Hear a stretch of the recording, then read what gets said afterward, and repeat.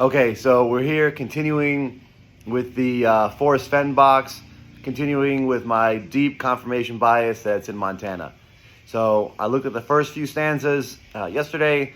Last night, early today, I broke down the next two stanzas. So we're talking stanzas like 3 and 4. I think it might be onto something. I don't know. I can't get it out of my head. After today, I'll probably move on from Montana, try a different box, reset my mind, and then come back and see if I can disprove everything that I've convinced myself is true.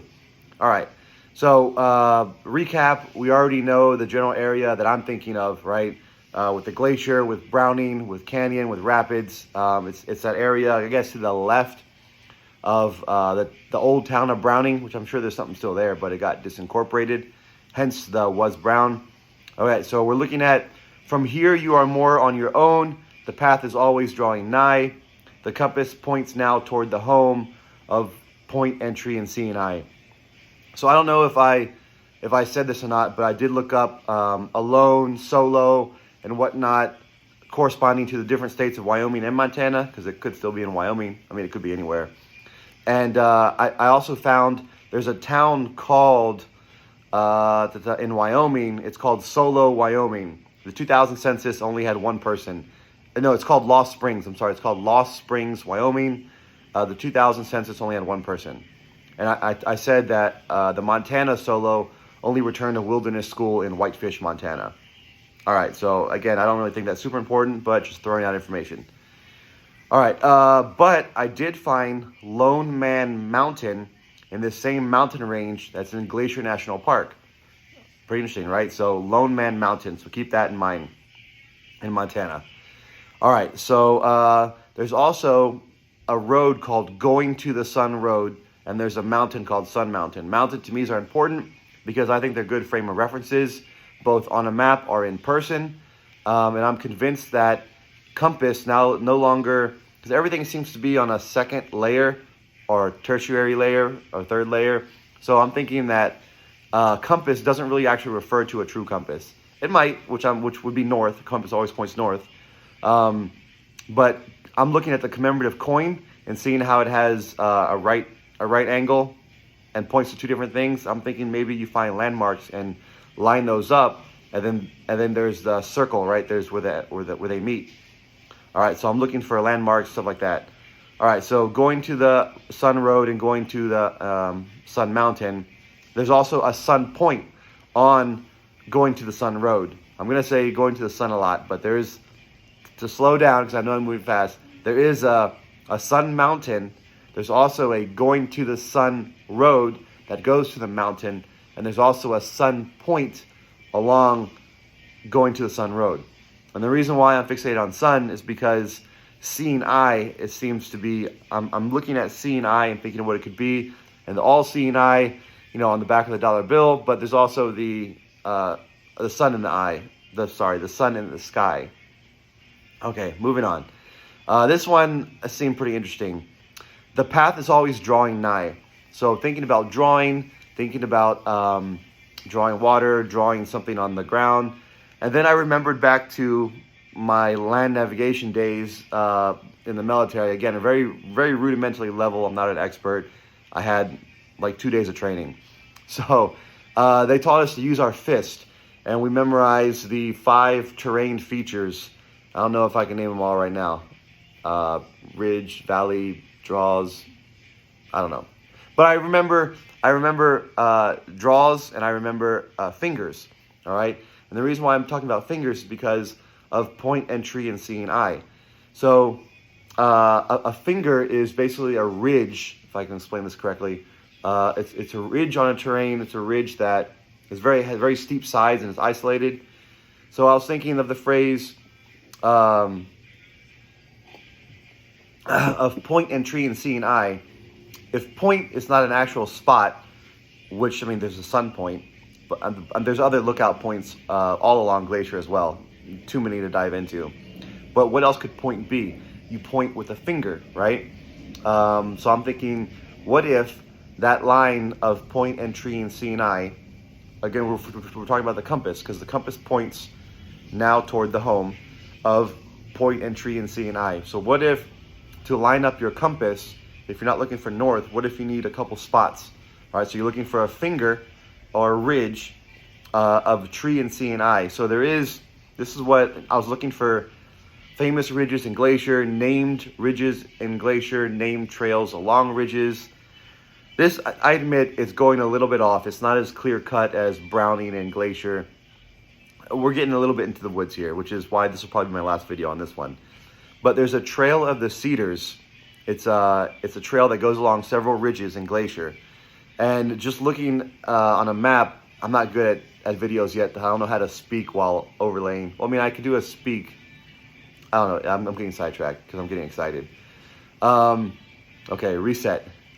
So there's a Trail of the Cedars map, and there's also, if you line up where the Trail of the Cedars map is, and you look at either Sun Point or Sun Mountain, you can kind of, I mean, you could do this with any 2 points, that's true. Any 2 points on a map. If you move the coin far enough, you could get the right angle to line up. But what am I saying? I'm saying that all this stuff that I'm finding is leading me to really strongly believe in this area, which I realize I've cautioned others who went down the same rabbit trail that I'm finding all this stuff. I mean, earlier today, someone just posted a pretty cool solve for the lion's share in Georgia. And everybody was tearing it apart. He asked for it to be torn apart. And even myself, I was like, no, you're stretching, bro. You're pulling things in. I realize I could be stretching here. And I'm not anywhere near Montana, so I don't really know anyone in Montana, so I don't know if I'd be able to even get out there. But I feel like you can do the first 4 or 5 stanzas, 4 maybe, of the poem that he wrote, and you could find a general area. I believe that the last 2 stanzas with the blaze and the white mark, I think you're either going to need advanced searching skills on Google, or you're going to have to be in that area. So I'm trying to get down as much as possible with the first few stanzas. Try to get down a small area, because Glacier National Park is huge. There's tons of mountains everywhere. There's tons of trails. It's I, in good conscience, couldn't tell somebody, yeah, I know where it's at. It's in Glacier.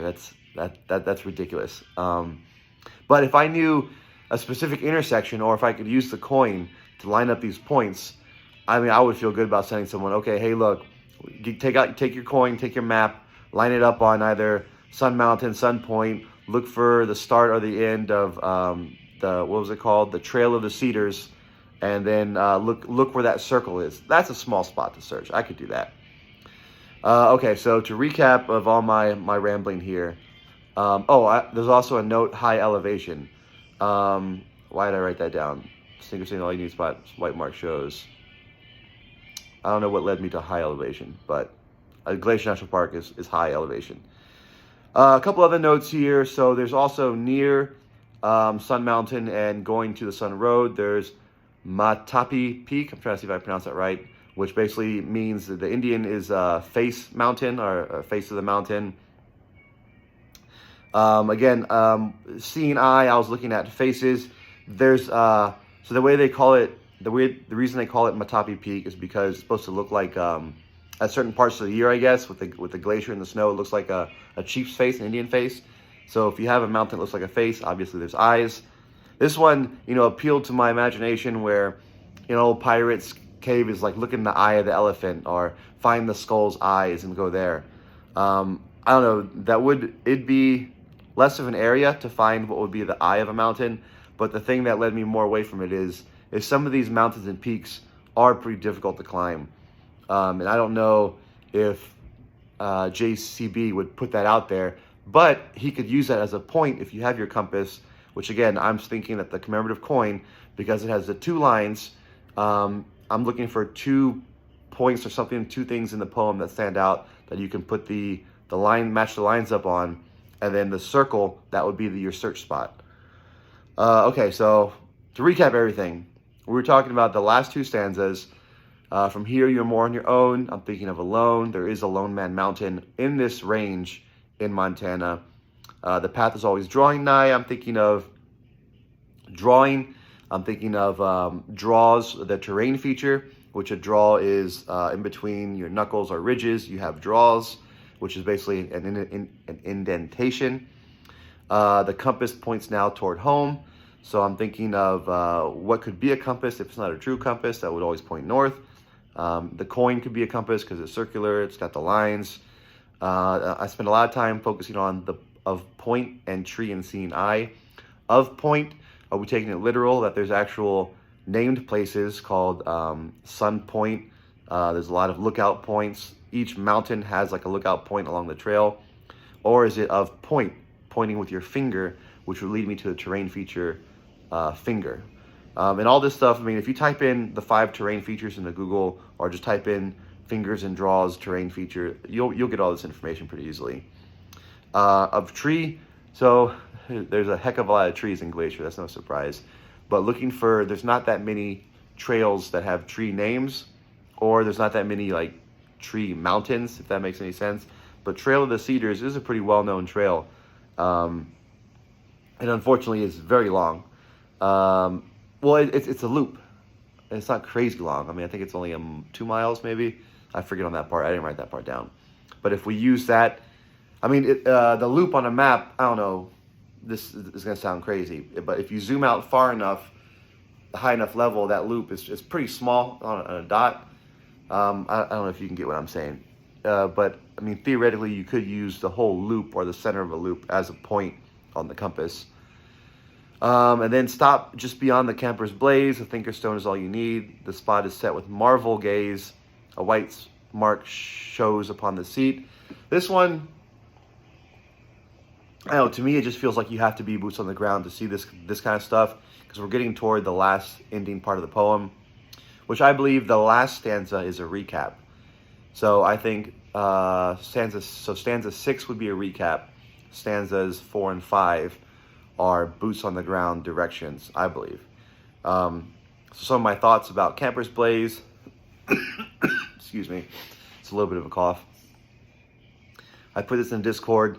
It's pretty common. I don't know if what the term would be, but if you look on road signs or street signs or campground signs, the sign for a camping or campground or the tent, it looks like what's it, a lambda, the Greek letter, like a upside down V.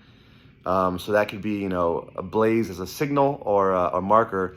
Look for, and there's campgrounds all along this area. So maybe once you find a specific trail or a specific small named park, you can find the Camper's Blaze and go from there. Thinkerstone, it's funny, I keep thinking of toilet. Or, you know, a lot of people have shown pictures of stones that look like they could sit down. The spot is set with Marvel gaze. I don't know, early on we had a funny talk about Marvel and the superhero and the comics. And it talked about Spider-Man early on, swinging around, and Marvel being, I don't know, that's kind of a rabbit trail, which this whole video is kind of a rabbit trail. But if you're in Montana, if you're looking in Montana, watch this, see if, you know, tear this apart, see if it makes any sense. I'll try to come back in a couple of days and look at it all from scratch. I'll try to disprove my own theory, try to come up with another state that it could be. But for right now, I mean, it looks pretty good. There's there's definitely a lot of public land. It's not, a lot of the public land is not too far from major interstates and highways, so it's very accessible if you had treasure. And a lot of this stuff is, if you go at the right time of year, I mean, even if you go during the popular time, there's so much space out there that you could find, that I think he would be able to find places that he'd be able to put this down and not run into people.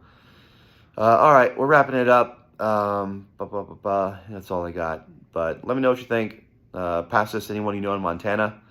And if you win, just shout me out on whatever social media you use. I hope you find the box. Good luck. Be safe.